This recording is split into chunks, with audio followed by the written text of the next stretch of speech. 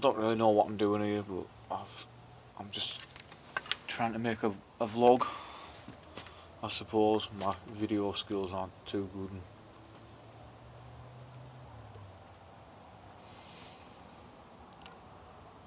A bit about myself. 30 years old.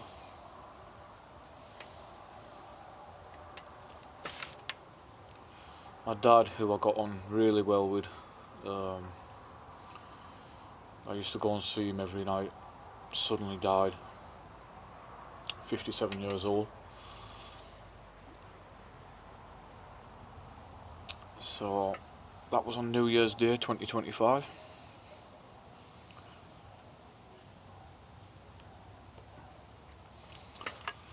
It's been a bit of a whirlwind since. I've got 2 siblings, and they didn't see him at all. Just me. So you can imagine the setup. I've since fallen out with my so-called mother and my 2 sisters. They've made me the scapegoat well and truly. Because they all live in the same village and they all have their own agendas going on. One sister seems to think I've inherited loads of money, but not the case at all. If she was there, she would know that my dad had nothing. Well, nothing in the materialistic sense. And my other sister's codependent on my mother. Common theme being domestic abuse. Even though my mother has 2 convictions for domestic abuse. How can you say it? 2 convictions for domestic abuse, so that's good. Constantly going on about how my dad did this to her and that to her. Not the case at all. She used to abuse him in front of me, drawn blood, what have you. So for the past 18 months, it's been a whirlwind, but I've really immersed myself into the gym. I used to be about 18 stone.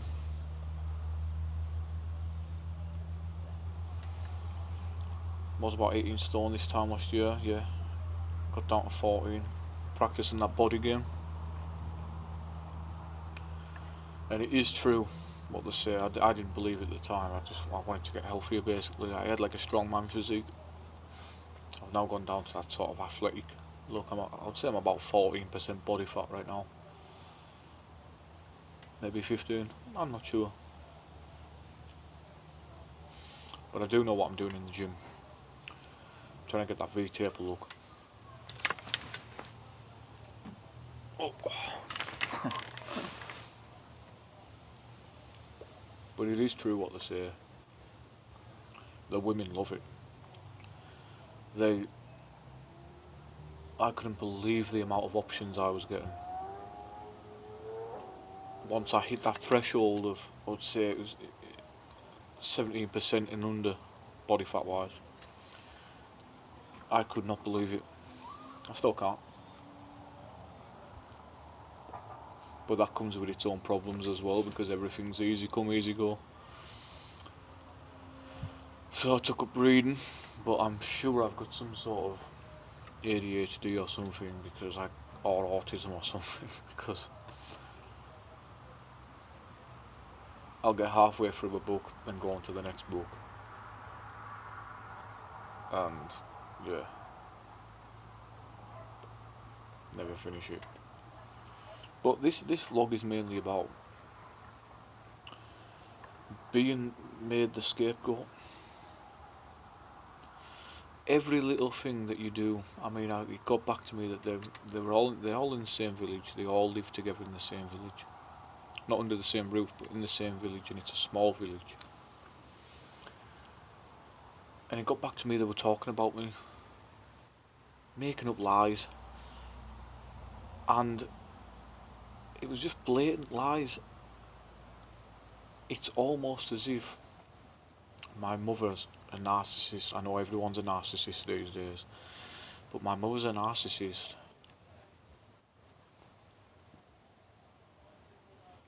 and I've always been the scapegoat, I just didn't know it. And now that I've sort of flew the nest and kept them out of my life, they don't like it. So they're making up lies now and they're stomping their feet and carrying on. And I was seeing a woman who was from the same village. They infiltrated her, spoke lies about me, did the thing. So I'm currently on bail. Not allowed to enter said village.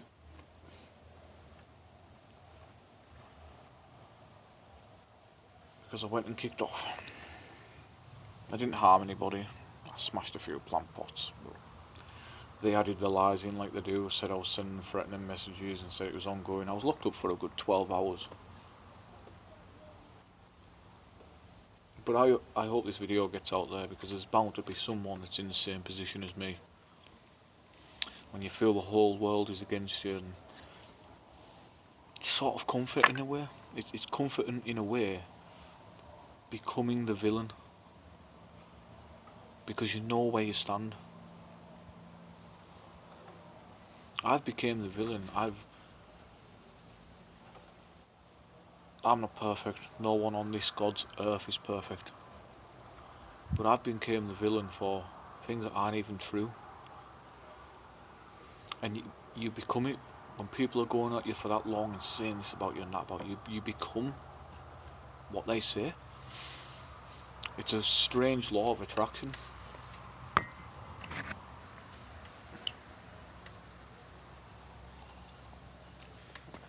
And I get envious when I see people enjoying themselves with the family. The game started. The football started. People up and down the country, they'll be watching it with the family and the dads and the mums, and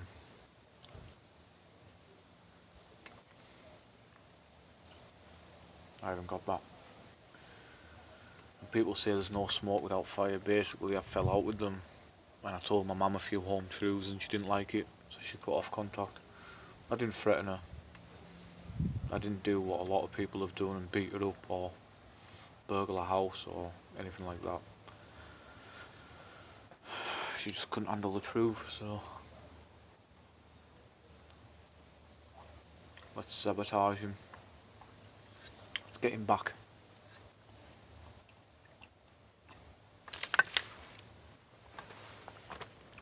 But tell me down below in the comments if anyone is going through this, because I've lost my dad. He was my best friend.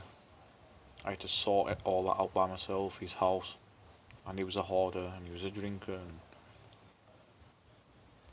amazing artist, which also meant there was paintings all over the place. There was so much to sort out. It was just a council house. I've sort of gave up on materialistic things, which is good. I invest.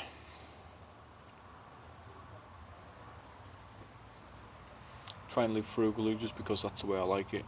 I like having more money than materialistic things.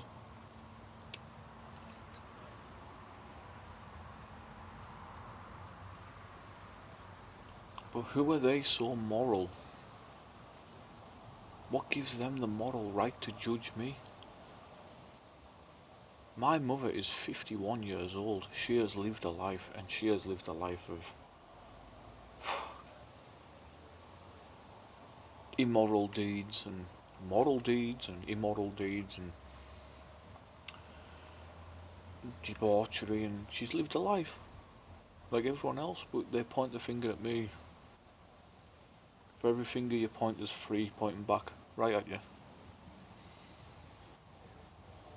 But that's what happens when you've been made the scapegoat. I can't really describe It's almost like the whole world conspiring against you, but it's a good. There is positives to it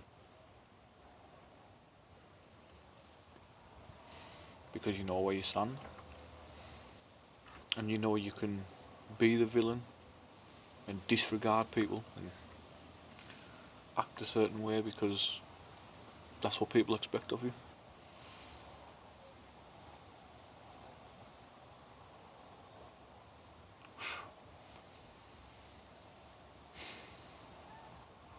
I was entirely alone over Christmas just gone. Christmas just gone, I was in Marrakesh. I came back on the Boxing Day and I didn't hear anything from my family. Christmas, Boxing Day, the anniversary of my dad's death, and New Year's. And on the anniversary of my dad's death and New Year's, because that's when it was, I sat in the chair that me and him last sat in. I sat in a chair, he sat over the room from us, and I sat staring at the chair, pretending he was there. In my grandma's house, his mother's house, and spoke to him.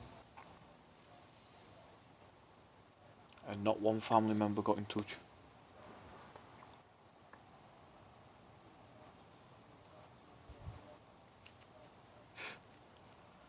Not one.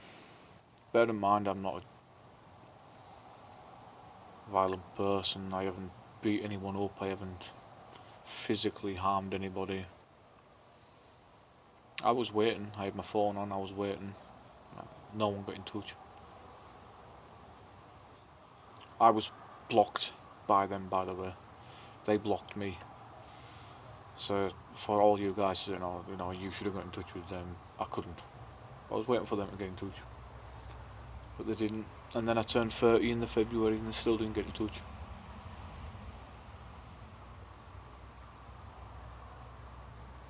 But yeah, some families are just like that, aren't they? But they knew I was alone as well.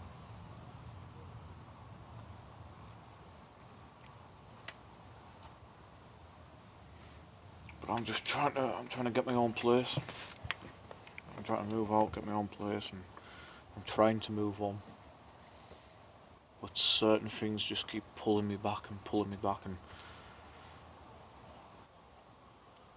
I have made such inroads in the gym, mind. That is one place where I have just succeeded so well. I mean, I'm doing 20 pull-ups, wide grip, in a row, strict. I only found out the other day that that's like almost elite. I have lost 4 stone, but still, strength is strength, relative or not. I'm decently lean. Never took steroids, but I don't know. I'm not very good at this whole talking thing, really.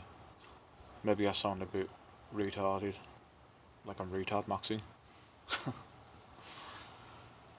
But yeah, there's far more that I could say right now, but it hasn't came into my head yet.